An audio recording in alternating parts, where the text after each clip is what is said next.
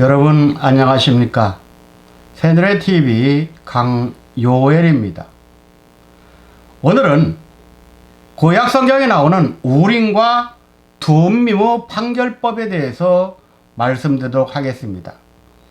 출애굽기 28장 29절과 30절 말씀에 보면은 아론이 성소에 들어갈 때는 이스라엘 아들들의 이름을 기록한 이 판결 흉패를 가슴에 붙여 여호와 앞에 영원한 기념을 삼을 것이니라. 너는 우림과 둠밈을 판결 흉패 안에 넣어 아론으로 여호와 앞에 들어갈 때에 그 가슴 위에 있게 하라. 아론이 여호와 앞에서 이스라엘 자손의 판결을 항상 그 가슴 위에 둘지니라. 이렇게 기록하고 있습니다. 구약시대에 하나님과 죄악된 인간의 중보를 위해서 세우신 대제사장은 그 직분에 맞는 예복을 입어야 했습니다. 대제사장이 입는 예복은 대제사장의 영광과 아름다움 그리고 구속사역을 나타내기 위하여 하나님께서 입혀주시는 특별한 옷으로 모두 8가지로 거기에는 여러 내용도 담겨져 있습니다. 첫째, 코의입니다. 이것은 세마포로 된 속바지를 말합니다. 두 번째, 속옷입니다. 속옷은 히브리어 게토네토로 겉옷 속에 입는 가는 베시르, 긴 소매, 통옷, 원피스를 말합니다. 세 번째는 속옷을 매는 띠, 네 번째는 에봇 받침의 겉옷, 다섯 번째는 머리에 쓰는 관이 있는데 이 관은 금으로 만들고 여호와께 성결이라고 쓴 패를 청색 끈으로 관 앞에 메었습니다. 여섯 번째는 에봇, 일곱 번째는 에봇띠, 그리고 여덟 번째는 판결 흉패입니다. 이 판결 흉패는 다른 한 겹에는 우림과 둠밈을 넣어 두었습니다. 특별히 판결 흉패 안에는 우림과 둠밈이 보관되어 있었어요. 이것은 하나님의 영적 권위를 위임받은 대제사장이 여러 가지 문제를 해결할 때 하나님의 판결을 응답받는 방법입니다. 이 하나님의 뜻을 묻는 우림과 둠밈에 대해서 자세히 살펴보도록 하겠습니다. 먼저 첫 번째 대지로 판결 흉패입니다. 판결 흉패는 대제사장 앞가슴에 있는 흉패, 이 흉패 속에 우림과 둠밈을 담기 때문에 주머니 역할을 했습니다. 흉패 겉은 가로 3줄, 세로 4줄로 12보석이 박혀 있었습니다. 흉패는 결정의 장신구라는 의미를 가지므로 판결 흉패라고 부르는데 어떤 사건에 관해서 우림과 둠밈을 통해 자신의 결정과 또는 판결이 제시됩니다. 민수기 27장 21절에 그는 제사장 엘르아살 앞에 설 것이요 엘르아살은 그를 위하여 우림의 판결법으로 여호와께 물으라 그랬습니다. 이처럼 우림과 둠밈은 대제사장이 국가의 중대사에 대해서 하나님께 옳고 그름을 물을 때 일종의 제비 뽑기 도구로 종종 성경에 등장합니다. 큰 두 번째 대지는 우림과 둠밈의 모양은 어떠냐?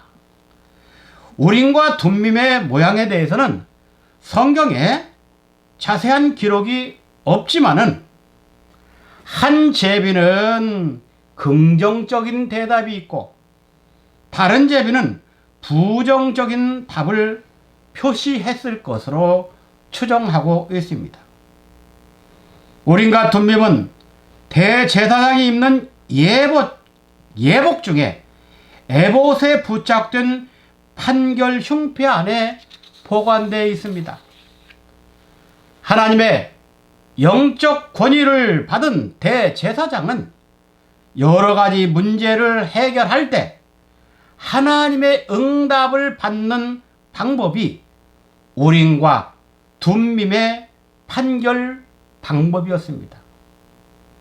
이걸 좀 세분해서 말씀드리면, 첫째로 성서 주석가들은 우림과 둠밈은 제비였다고 생각하여 신성한 제비라고 불렀습니다. 두 번째, 혹자들은 우림과 둠밈은 세 부분으로 이루어져 있다.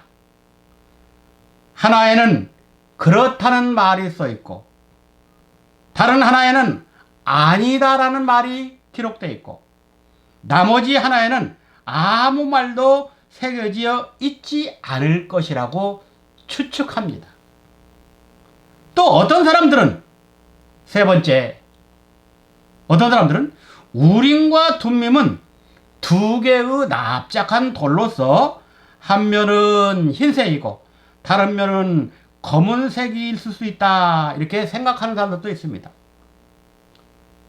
이것을 바닥에 던졌을 때 둘 다 흰 면이 위로 나오면 그렇다를 의미하고 둘 다 검은 면이면 아니다를 의미하고 흰 면과 검은 면이 하나씩 나오면 답이 주어지지 않았다, 이렇게 의미를 해석합니다.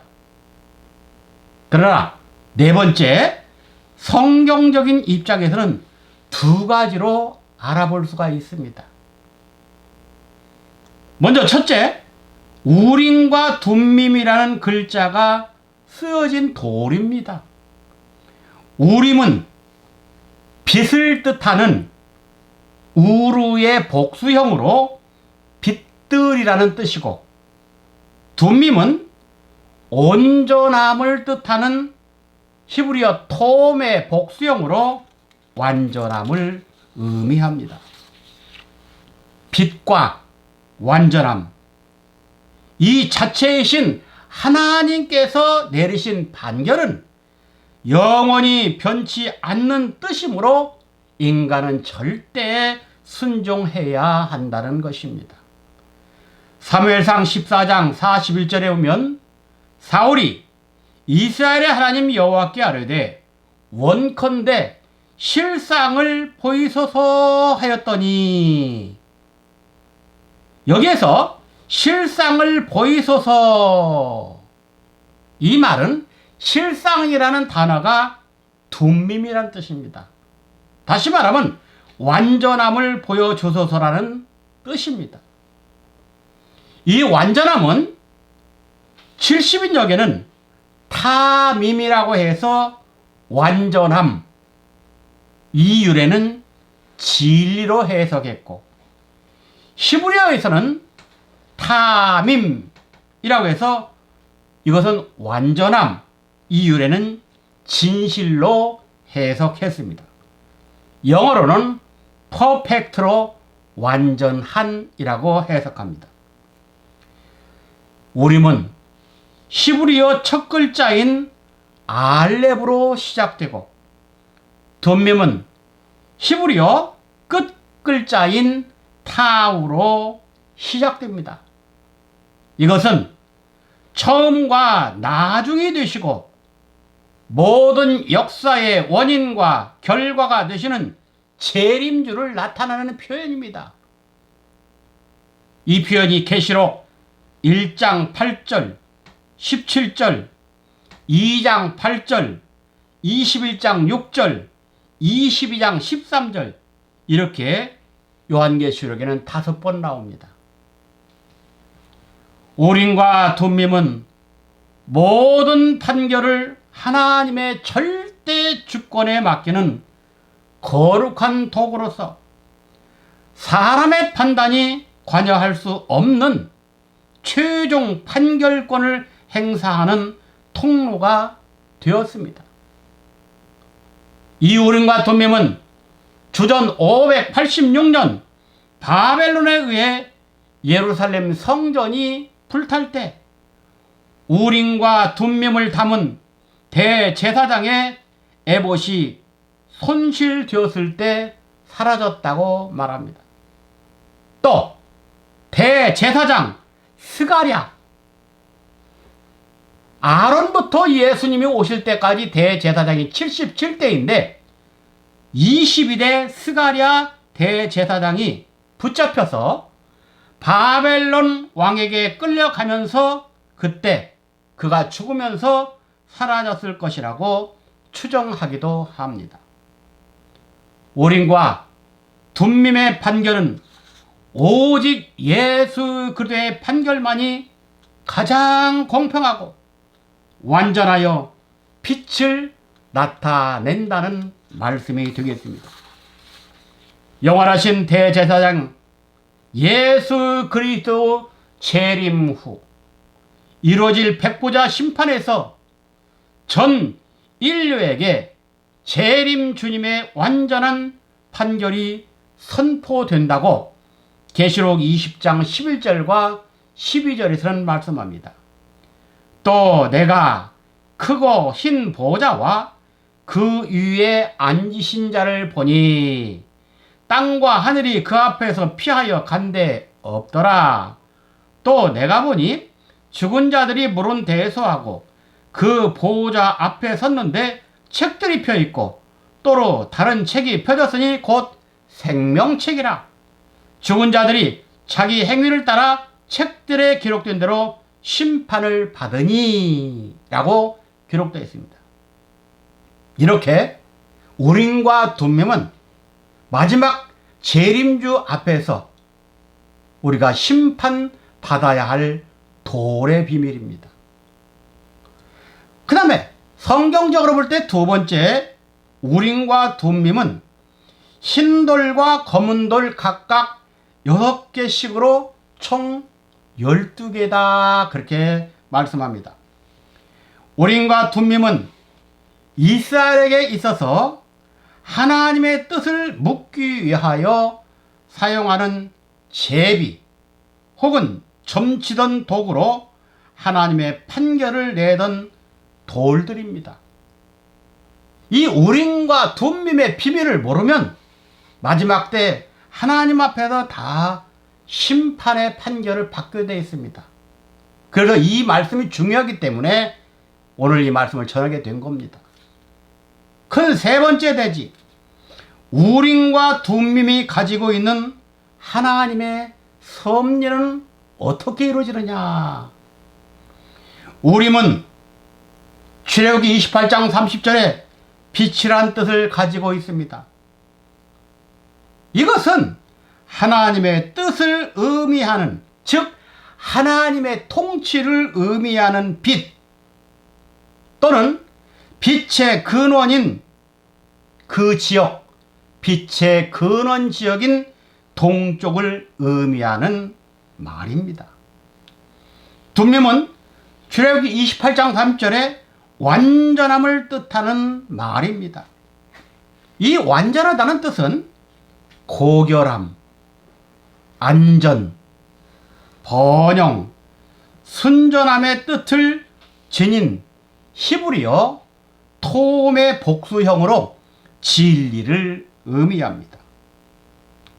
그러면 우림과 둠밈에 대해서 자세히 정리해보면 다음과 같습니다.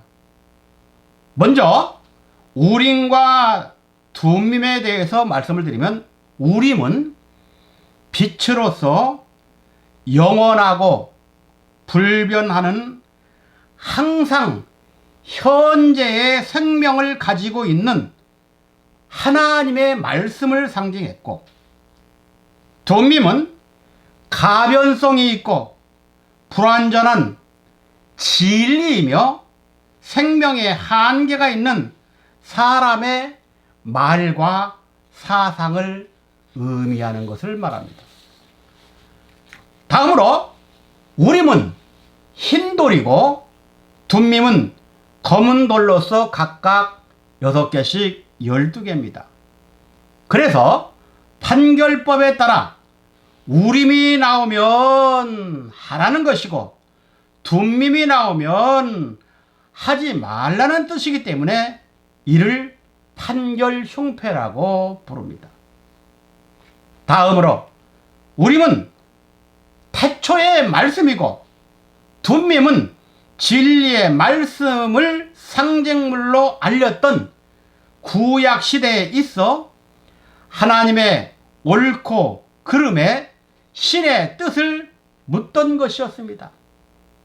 이 방법은 다롯 다윗 이후 포로 시대인 주전 586년에 없어져서 사용되지 않았고 그 후에는 선지자들에 의해 하나님의 계시인 말씀이 직접 전달되게 되었습니다.